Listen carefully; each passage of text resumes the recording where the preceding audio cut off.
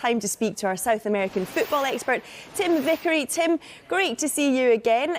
What a difference a week makes. Let me just cast your mind back to last week. You were betting my life savings on Lionel Messi staying at Barcelona. For anyone that didn't see it, here's just a little reminder about last week's chat.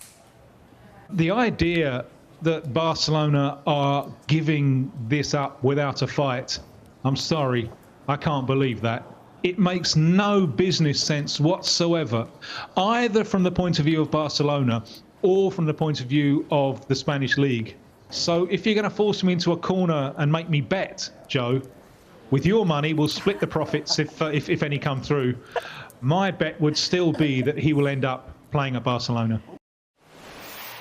Well, luckily, I didn't take the bet. He's now a PSG player. What do you make of it all? Well, what were you thinking of? Letting me go around with your credit card. I won't tell anyone the password, honest.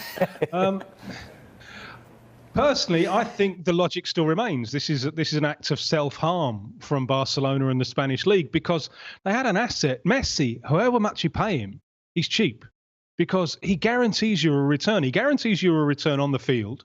And he guarantees you a return in terms of getting people in Asia up at 3 o'clock in the morning to watch him, of sponsorship deals, of selling shirts and so on. And so now Barcelona have been forced to sell or to get rid of this asset that they could have had at half price. They've had to get rid of this asset that gives them a guaranteed return in order to keep financing the other assets on their payroll that haven't given them a return. It is, I think, as Jerry Seinfeld would say, how to negotiate in the bizarro world. So I'm still trying to make sense of it all. And in terms of him being a PSG player, though, I mean, how exciting is that going to be for French football, I guess, and just seeing him lining up against the players or with the players that he's going to be lining up with? Well, it's going to be fascinating, isn't it? I mean, the dynamic of the relationship between Neymar and Messi is going to be very, very interesting, because they're firm friends. That great moment at the end of the Copa America when Argentina beat Brazil, Neymar is very upset, but then he finds it in himself to look out for Neymar and give him a long hug. There's a real bond of friendship between them. But remember that a few years ago, Neymar left Barcelona to start his own family, if you like. He was leaving his father's house in order to start his own family. And now his dad is coming in to live with him again. So how is the changing relationship between them? How will that be reflected on the field? That's going to be very, very interesting. But it's a team now that everyone is going to want to see. Whether this is good for the game to have so much talent now agglomerated in one club, I think that's open to question. But it's certainly a business coup for the French league and a real blow for the Spanish league to have lost its overwhelmingly most valuable assets. Yeah, it's going to be intriguing stuff. I wonder what impact Messi leaving, though, could have on Philippe Coutinho and his future at the club. Yeah, well, this I think is an interesting one, because in all of the mismanagement that has gone on at Barcelona, the signing of Philippe Coutinho, I think it has to go very, very high on the list. Firstly, when they bought him, they spent a fortune on him. They bought him to be a replacement for Iniesta, which he can't do, and he's not a midfielder. And then, so that didn't work, and they tried him in the front three, where at the time it was Suarez and Messi. And the last thing that they needed was another player who wanted the ball to feet.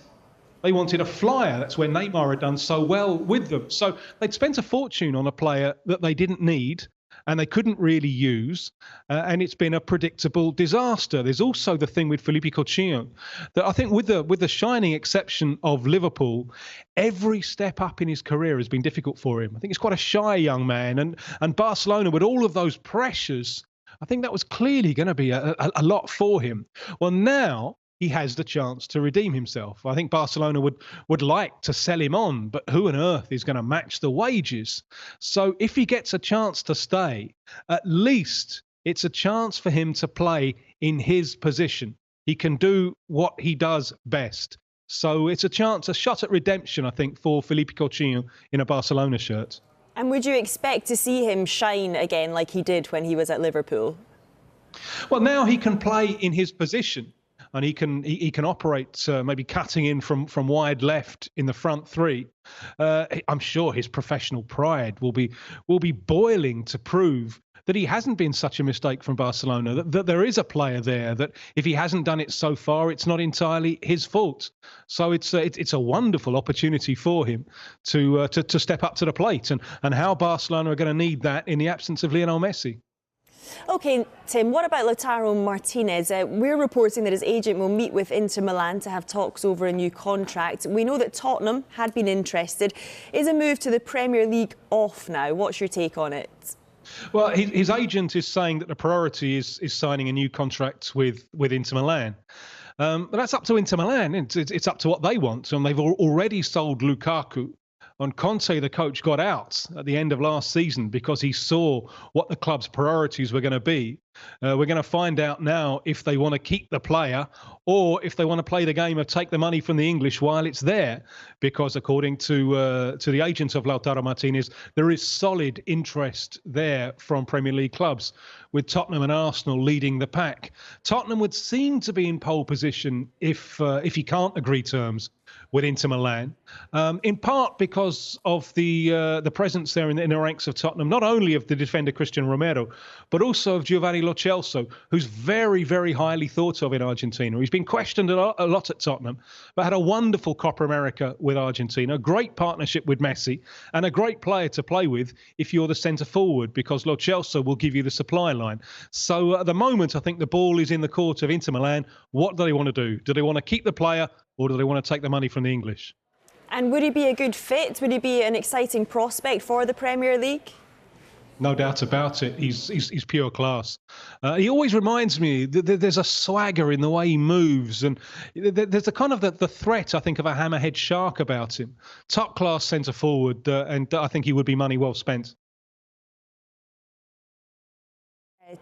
A couple of other stories from the Championship now. What can you tell us about Rodrigo Muniz? And perhaps you can help me with my pronunciation of his surname as well. No, I don't need. I've already taken your money. I don't need to correct you on that. You did that one very, very well. 20-year-old striker with Flamengo. They don't need him. They already have two Brazil international centre forwards, and they can only use one of them. So he's third choice. So from a Flamengo point of view, they can get some money for him, maybe £7 million, and retain a stake. That's an excellent piece of business. He's done extremely well in his opportunities. He's quick. He's got real penalty area presence as well. But the difference now is as much psychological as anything else. He's been playing for Flamengo in the less important games where, because he's third choice, anything you get from him is a bonus. Different now. He's the glamorous foreign signing going into Fulham. He'll be expected to deliver. So it'll be very interesting to see how he deals with the psychological differences of his new situation. And finally, Tim, at Middlesbrough, Martin Payero made his debut this week in the Carabao Cup. It seemed like it was a pretty frustrating night for him. But what will he bring to Neil Warnock's side going forward? Yeah, I think that's just get him out on the field, introduce him to the English game. So I wouldn't go overboard about any early judgments, but I think there's a real player there with Pajero. Very strong central midfielder. I think he can adjust to the physicality of English football. There's some quality there in that right boot. He really gives that ball a thunderous whack. He's going to be a real threat from set pieces. Supporters will enjoy his shots from range. If you followed the Copa America, the man of the match there in the final, the man who laid on the winning goal, was Rodrigo de Paul, who's just joined Atletico Madrid from Udinese. And Pajero reminds me very much of de Paul. Big, physical, terrific right foot. And I think he could be money well spent, though luckily it hasn't been your money. Lucky indeed. Tim, always a pleasure. Thank you so much for joining us. My pleasure. Thank you.